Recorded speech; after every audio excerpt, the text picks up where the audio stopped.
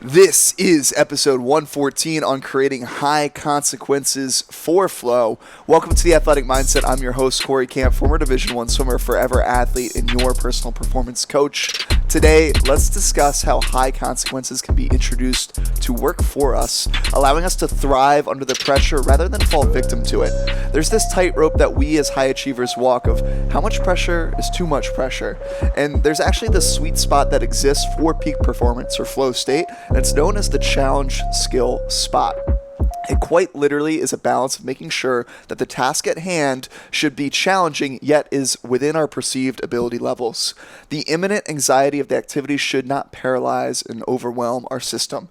It should also not be beneath our current skill level, as this can breed boredom and apathy towards whatever task is at hand. How do we know when we are in that sweet spot, though? When we feel that sense of nervous excitement, how many of you guys remember that feeling of getting some butterflies in your stomach before a meet? I know that was something I was very familiar with on all the biggest stages of my career. Our adrenaline gets pumping and we get excited to go out there and show really what we got.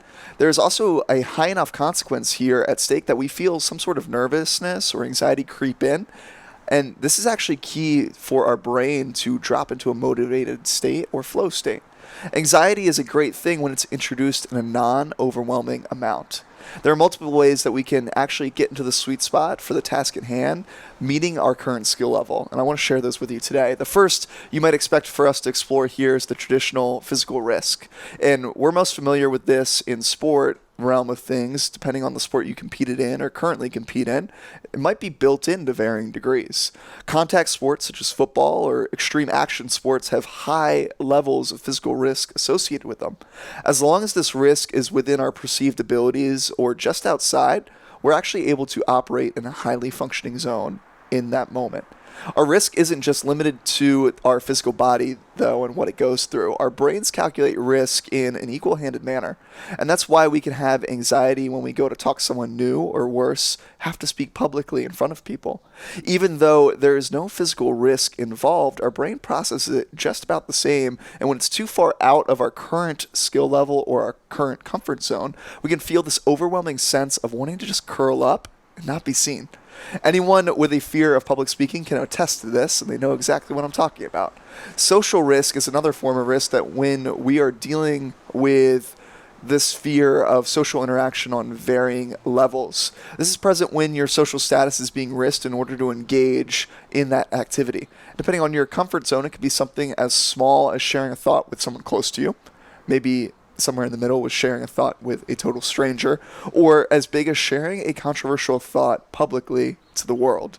Again, knowing your current comfort zone really matters here, and if you want to introduce social risk to your advantage, take a step just outside of where you're currently at. If you're on that beginning end of the spectrum, maybe it's sharing a little bit more with those people closest to you and working your way up from there.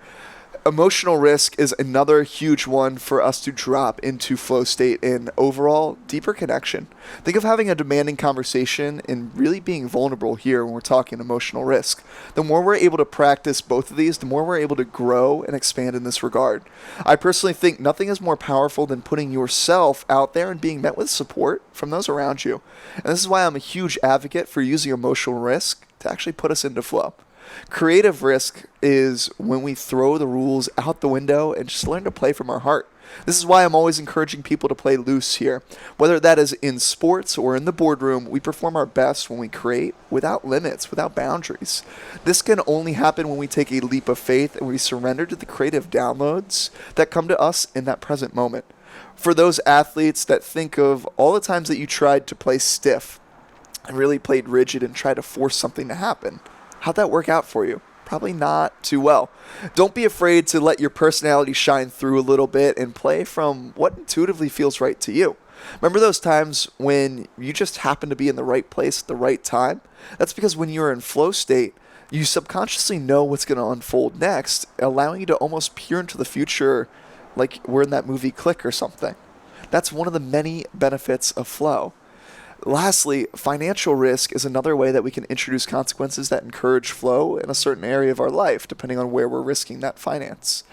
It's why paying for a coach of some sort yields the results that it does, because you're way more likely to actually pay attention when you're paying for it. Again, this sweet spot has to be there, though, exists just beyond your current means, but is not so far out in left field that you're risking it all.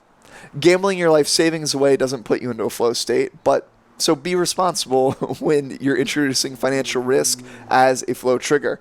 The flow of life is really a beautiful thing, guys. It's something that we can all intentionally get into when we know what we're doing. Introducing risks that put us into our individual challenge skill sweet spot is just one of the ways that we can get to that mental state that encourages high peak performance. I encourage you to share this with a friend, a family member, or a teammate, because we all flow a little bit further together. Leave a review on Apple Podcasts or comment below with your biggest takeaways and what risks you're introducing in your life to work for you rather than against you. I'd love to hear what it is that you found to help you the most. And remember, if you can change your mindset, you can change your life. One thought followed by one action at a time. I will see you all on Friday.